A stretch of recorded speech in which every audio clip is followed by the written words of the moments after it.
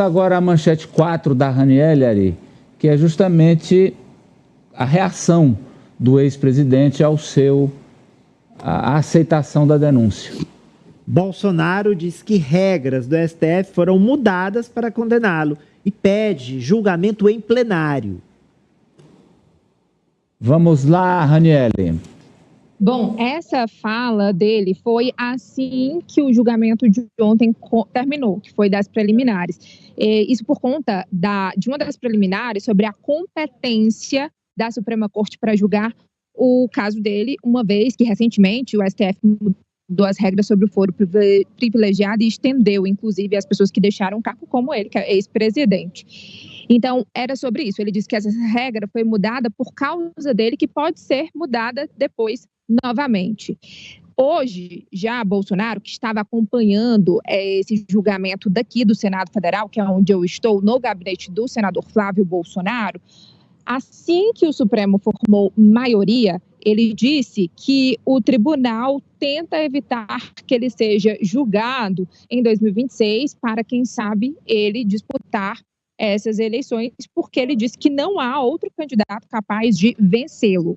Bolsonaro também disse que já há um julgamento com data, alvo e resultado definido. Fala também em julgamento político e fala também de um teatro processual disfarçado de justiça, que não há um processo penal, mas sim um projeto de poder que tem objetivo por interferir na dinâmica política e eleitoral do país. Ele segue falando, ele não está abrindo para perguntas, é uma espécie mesmo de pronunciamento que ele já está se estendendo e formando uma multidão, inclusive, se eu contar aqui, deve ter mais de 10 policiais militares, além dos policiais legislativos aqui em frente ao Senado. Ele está na saída do Senado. Vamos ver aí um trecho da fala dele agora há pouco? Ver aí o que Bolsonaro falou há momentos, há instantes. Vamos lá.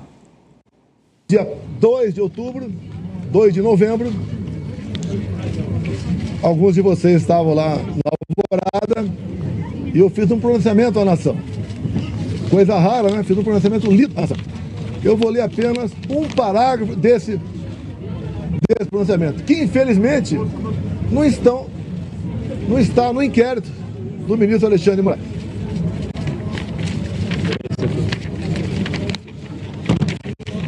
Lá, ó, terceiro parágrafo, bem curtinho. As manifestações pacíficas sempre serão bem-vindas, mas os nossos métodos não podem ser os da esquerda, que sempre prejudicaram a população, como invasão de propriedade, destruição de patrimônio, cerceamento do direito de ir e vir. Ato contínuo, começamos a transição. Alguns dias depois desse pronunciamento, os caminhoneiros começaram a obstruir vias pelo Brasil. Eu fiz um vídeo pedindo para que eles se desmobilizassem. Eu não tinha intenção nenhuma em parar o Brasil, criar o caos, ou estava pensando em outra coisa. Eles cumpriram esse pedido meu. Durante a transição,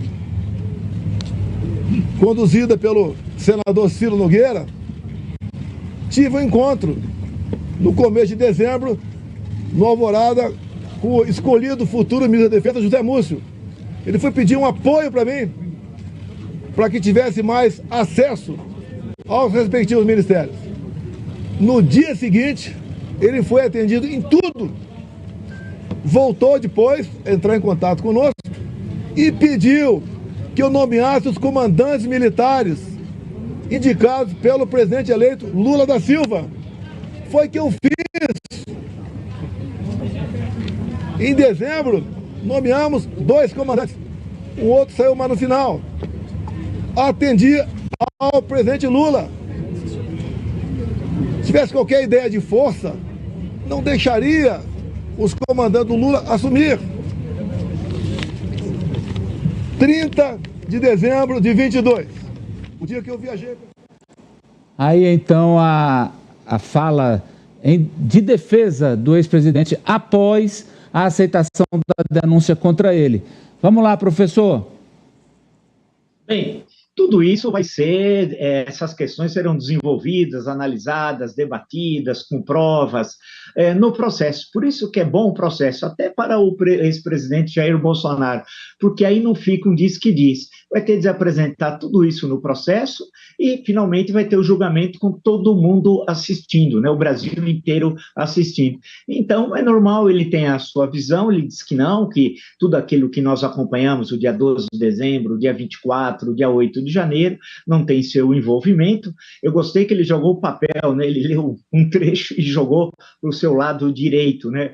O que ele tinha dito. Agora, vamos ver, a democracia e justiça em país democrático é assim, todo mundo tem de se dobrar frente à decisão da justiça. Hoje foi simplesmente aceita a denúncia, ou as denúncias, porque foi dele mais 7, foram 8. Agora começa o processo. Ele vai ter todo o direito que não tinha na ditadura, nas duas ditaduras que o Brasil viveu, o trágico Estado Novo e a ditadura militar, esse direito. É bom lembrar ele que faz referências dizendo como era bom a ditadura, como era bom o AI-5. Na época do AI-5, se ele lê, não sei se ele leu, é terrível, foi o ato mais arbitrário da história do Brasil republicano. Agora, na democracia, ele tem direito, seus defensores, o Dr. Celso Vilar e outros, vão defendê-lo, e o Brasil inteiro vai assistir à decisão, e aí vai saber se ele vai ser absolvido ou não, e se ele for condenado, tem aqueles que vão dizer, olha, isso pode ser injusto ou não, e só saberão porque nós temos democracia e transparência.